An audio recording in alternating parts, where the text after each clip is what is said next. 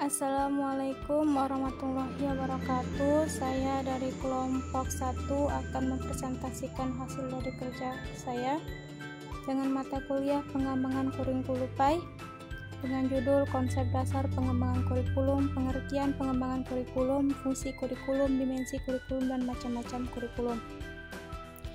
Ada 4 pokok pembahasan, yaitu pengertian pengembangan kurikulum, fungsi kurikulum, dimensi kurikulum, dan macam-macam kurikulum. Pengertian perkembangan kurikulum. Kata kurikulum berasal dari bahasa Yunani yang semula digunakan dalam bidang olahraga, adalah karer yang berarti jarak tempuh seorang pelari, yaitu suatu jarak yang harus ditempuh dalam kegiatan berlari mulai dari start hingga finish. Pengertian ini kemudian dapat diterapkan dalam bidang pendidikan. Hollis L. Caswell dan Doug S. Campbell yang memandang kurikulum bukan sebagai kelompok mata pelajaran, tetapi kurikulum merupakan semua pengalaman yang diharapkan memiliki peserta didik di bawah bimbingan para guru, atau all the experience children have under the guidance of teacher. Pengembangan kurikulum juga dapat diartikan sebagai suatu kegiatan untuk menghasilkan kurikulum baru melalui langkah penyusunan kurikulum atas dasar dari suatu hasil penilaian yang dapat dilakukan selama periode tertentu. Jadi, pengembangan kurikulum ini berarti semua perubahan dan peralihan dari suatu kurikulum ke kurikulum lainnya, dan perubahan ini berlangsung dalam waktu panjang. Fungsi kurikulum dilihat dari cakupan dan tujuannya. Menurut Elnes, isi kurikulum memiliki 4 fungsi, yaitu sebagai berikut. Fungsi pendidikan umum atau Common of General Education, yang mana fungsi ini untuk mempersiapkan peserta didik agar mereka menjadi anggota masyarakat yang bertanggung jawab sebagai warga negara yang baik. Kurikulum harus memberikan pengalaman belajar pada setiap peserta didik agar mampu menginternalisasi nilai-nilai dalam kehidupan. Lalu yang kedua ada suplementasi. Setiap peserta didik memiliki perbedaan dilihat dari perbedaan kemampuan, perbedaan minat, maupun perbedaan bakat. Kurikulum ini diharapkan mampu memberikan pelayanan sesuai bakat, minat, dan kemampuan peserta didik. Lalu ada eksplorasi atau exploration. Fungsi ini memiliki makna bahwa kurikulum harus dapat menemukan dan mengembangkan bakat dan minat masing-masing siswa. Yang terakhir itu ada keahlian atau specialization.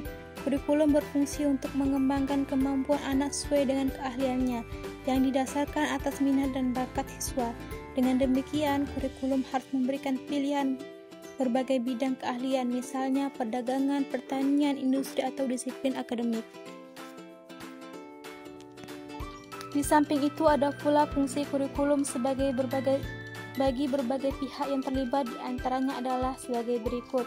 Bagi kepala sekolah, kurikulum memiliki fungsi sebagai manajer dan pimpinan dalam penyelenggaraan pendidikan di sekolah. Bagi guru mata pelajaran atau tenaga didik, kurikulum memiliki fungsi atau kegunaan sebagai acuan dalam penerapan dan kegiatan belajar mengajar. Bagi peserta didik, kurikulum berfungsi untuk menjadi acuan bagi para siswa mengenai apa saja program-program pendidikan yang harus dipelajari dan dipahami, serta apa saja target pembelajaran yang harus mereka capai di setiap jenjangnya. Lalu yang terakhir itu ada bagi orang tua dan masyarakat. Adapun fungsi kurikulum untuk orang tua yaitu sebagai gambaran dan informasi tentang apa saja yang dipelajari anak di sekolah, sehingga orang tua juga bisa ikut mengevaluasi kemampuan anak. Lalu ada yang ketiga itu dimensi kurikulum. Berdasarkan hasil kajian diperoleh beberapa dimensi pengertian kurikulum. R. Ibrahim mengelompokkan kurikulum menjadi 3 dimensi, yaitu kurikulum sebagai substansi, kurikulum sebagai sistem, dan kurikulum sebagai bidang studi. Dimensi pertama, kurikulum sebagai substansi, memandang kurikulum sebagai rencana kegiatan belajar bagi siswa di sekolah atau sebagai perangkat tujuan yang ingin dicapai. Suatu kurikulum dapat juga merujuk pada suatu dokumen yang berisi rumusan tujuan, bahan ajar, kegiatan pembelajaran, dan jadwal evaluasi. Lalu Dimensi kedua, kurikulum sebagai sistem. Memandang kurikulum sebagai bagian dari sistem persekolahan, sistem pendidikan, bahkan sistem masyarakat. Suatu sistem kurikulum mencakup struktur personalia dan prosedur kerja. Bagaimana cara menyusun kurikulum, melaksanakan, mengevaluasi, dan menyempurnakannya. Hasil dari suatu sistem adalah tersusunnya suatu kurikulum, dan fungsi dari kurikulum adalah memelihara kurikulum agar tetap dinamis. Dimensi ketiga, kurikulum sebagai bidang studi. Memandang kurikulum sebagai bidang studi yaitu bidang studi kurikulum. Kurikulum merupakan hasil kajian dari para ahli kurikulum dan ahli pendidikan dan pengajaran. Mereka juga mendalami bidang kurikulum, mempelajari konsep-konsep dasar tentang kurikulum melalui studi perpustakaan dan berbagai penelitian dan percobaan, sehingga mereka menemukan hal-hal yang baru yang dapat memperkaya dan memperkuat bidang studi kurikulum. Lalu ada macam-macam kurikulum. Ada 4 macam kurikulum diantaranya sebagai berikut. Kurikulum subjek akademis yang dibagi lagi menjadi beberapa bagian. Yang pertama itu ada separated subjek kurikulum, kurikulum mata pelajaran atau menyatu. Kurikulum ini dengan tegas memisahkan antara satu mata pelajaran dengan mata pelajaran yang lain. Lalu ada concentrate kurikulum, kurikulum yang bahan pelajarannya tersusun dalam tema-tema pelajaran tertentu yang mencakup materi dan berbagai pelajaran disiplin ilmu. Lalu ada correlated kurikulum, kurikulum korelasi atau pelajaran yang saling berhubungan. Mata pelajaran dalam kurikulum ini harus dihubungkan dan disusun sedemikian rupa sehingga memperkuat satu dan yang lainnya. Lalu ada integrated kurikulum atau kurikulum terpadu. Beberapa mata pelajaran disatukan atau dipadukan. Kurikulum ini merupakan satu rangkaian daripada bagian yang bersatu padu dengan serasi.